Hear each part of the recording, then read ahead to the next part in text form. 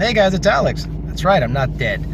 I know it's been a while since I've made a video. A couple of reasons why. Let's get you up to speed. I have been deathly ill. I think I got that fucked up flu strain that's been going around.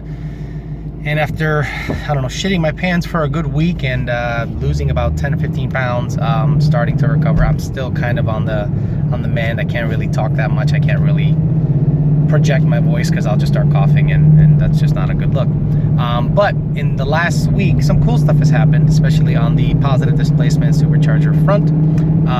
So Gen 3, everyone knows Gen 3 is something we've been talking about forever from BMP. So this car right now has a Gen 3 supercharger on it. It has a pre-production unit, so it looks kind of on the rough side, but it's got one in it. I just have to pause the cough because that's all I've been doing the last week or so. Secondly, MFP Australia. The gentleman by the name of Matt Coates came up from Australia to show us his lower intercooler, like a race intercooler design for these vehicles.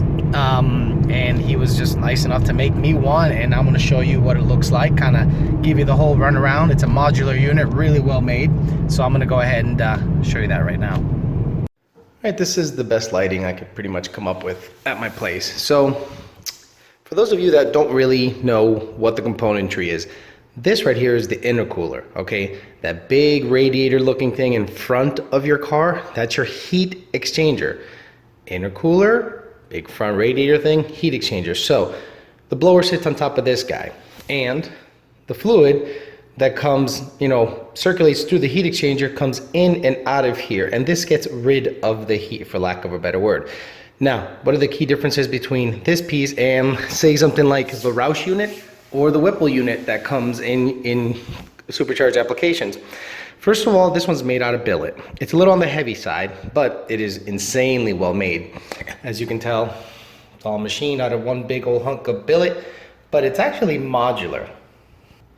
Modular meaning it all comes apart. See, there's a top plate, center plate, and then the tub. The tub basically houses the intercooler air. So the air comes down from the supercharger and it splits in the tub. In the tub, there's like a U-shaped knife edge in the middle channel so that it makes the air come out and then up and right back out of here. So yeah, basically this is what we're looking at. Matt is one of those guys that, like many Australians, they overbuilt everything. They don't underbuild everything. Okay, they have 1 inch line, massive 1 inch line going in and out of the intercooler. The intercooler itself sits on little phenolic spacers so that it won't, doesn't really transfer heat, and it actually has room for growth, because when you're actually shoving a whole bunch of air in through here, this guy expands and contracts slightly. So he actually took that into account. He was nice enough to put my logo on there. He didn't have to. He also put my logo in the fuel rails. Let me turn this guy around so you can sort of see what I'm talking about. There you go. So these are the fuel rails. Fuel injectors go here, right here, right here. Okay, and these are -8 fuel rails. He can make them -10 if you need -10, but -8's all I really need. Okay, so this is gonna go on Jean Gray, AKA the red 2015 Mustang. I was gonna put a ported lower from Brett Barber, but I'm gonna need a couple, there's reasons I'm gonna install this one. Number one, it's baller. Number two, it actually makes the blower sit 25 millimeters lower. Okay, this guy actually is, not as tall as like the Roush intercooler when it's all mounted. The lower that got ported by Brett Barber is going to go on Donnie's car. That is an excellent candidate because it's a max effort deal with the stock rotating assembly, so I'll be able to test back and forth, back to back on that guy. This guy will end up on the red car.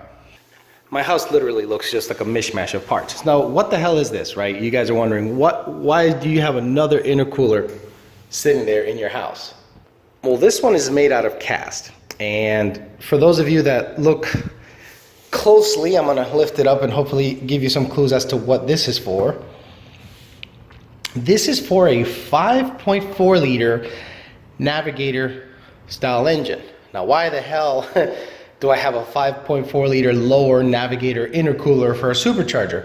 Well, this is an Australian guy. So what they have over there on the FPV GT and the Falcons are 5.4 liter, basically GT500 engines for lack of a better word. And he builds big boy lower intercoolers for those guys, okay? For those kids that want to make, you know, big boy power and have extra cooling and cooling capacity. Oh, by the way, I didn't mention both of these intercoolers, I think, use a tube and fin style intercooler. Now, you see a lot of guys and tuners on the internet that don't know what the fuck they're talking about is when they start measuring the actual area. Look, it's bigger, so it's better. Truth be told, F1 intercoolers are about, I don't know, a quarter the size of these. Okay, so it's not about the size, it's about the tube and fin design and its efficiency and flow.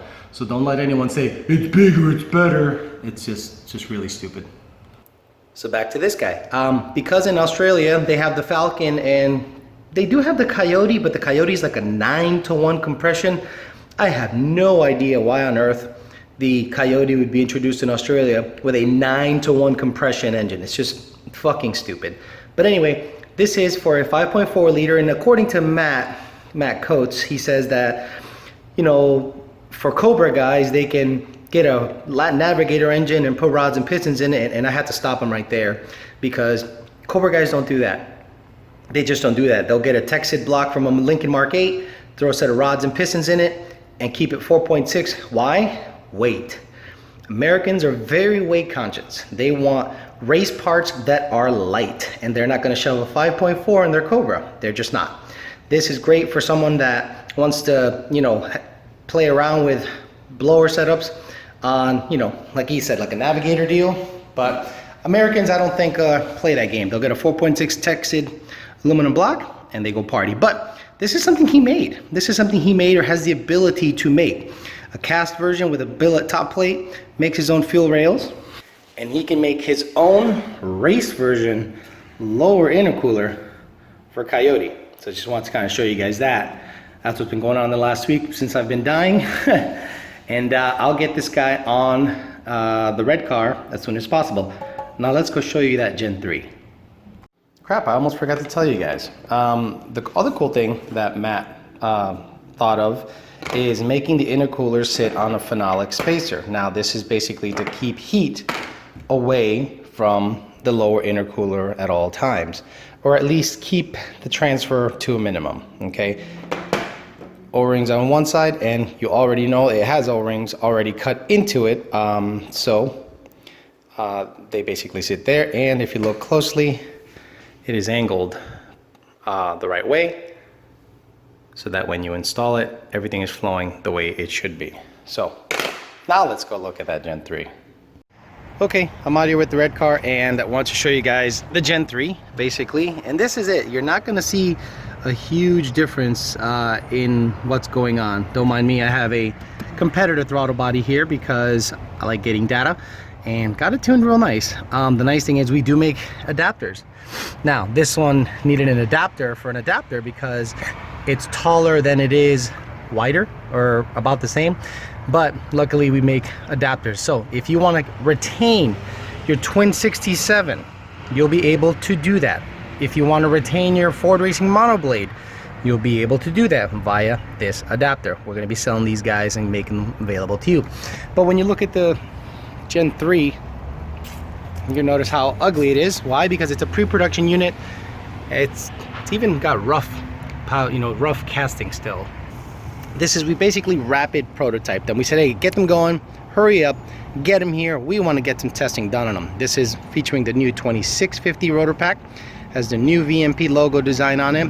It is currently running a 75 millimeter pulley, and we quickly found out that the Gen 3 requires 2 or even 3 pulley sizes higher to run similar boost and similar power, but you're actually spinning the rotors slower, so you're creating a lot less heat. So a lot of you guys out there that say, I wouldn't say this is for stock motor guys. Honestly, stock motor guys should really reconsider, or at least do a lot of heavy thinking as to why you want a Gen 3. If you have a 2015 and up motor, that's pretty fresh and you want to keep it at about 10 psi, 8 psi, this guy's gonna make tons of power. Trust me, with like an 85 or a 90 millimeter pulley on pump gas. Right now it's on a 75 millimeter and a 15%. So you can imagine what this guy is making. I'll just give you a hint. It's making more power than it ever has. I know some of you guys saw a video of it making 800 plus on FTW fuel. It way blew that away on 2 pulley sizes bigger. So wanted to show you guys what's going on with the red car, what's going on with me. I'm still alive, sort of, kinda. Wanted to give you an update as to what's happening out there, what the Gen 3 looks like. And once I put that lower intercooler on, we're gonna do some testing, and then I'm gonna shove our throttle body on here, get some testing done on it, and we're gonna party. Okay, quickly, let's talk about goals. The red car, what are my goals for the red car? Well, the goals for the red car is to run an 880, 890 consistently at full weight. I'm not looking to gut it. If it needs to get gutted, I'll gut it if I have to, but I'd rather not. I wanna, you know, have a car that's actually still fun and comfortable to drive. Horsepower level, I don't think it'll hit 1,000 wheel unless I get a set of cams in it. I don't think the stock cams flow enough air, no matter how much boost I throw at it. And that's pretty much it. I'm gonna keep it simple because after this one runs 8s, I'm gonna move on to the Fairmont and just kind of drive the red car around and enjoy the Fairmont. That's gonna be, to me, my fun car. So I'll get you test results on the intercooler once it's installed, see what it makes for power before and after. Get you some data, get you some info, some videos, get these guys ramping back up because I've been gone too long, still sick, still kind of recovering, but I'll get there. Thanks for listening, guys. We'll talk to you later.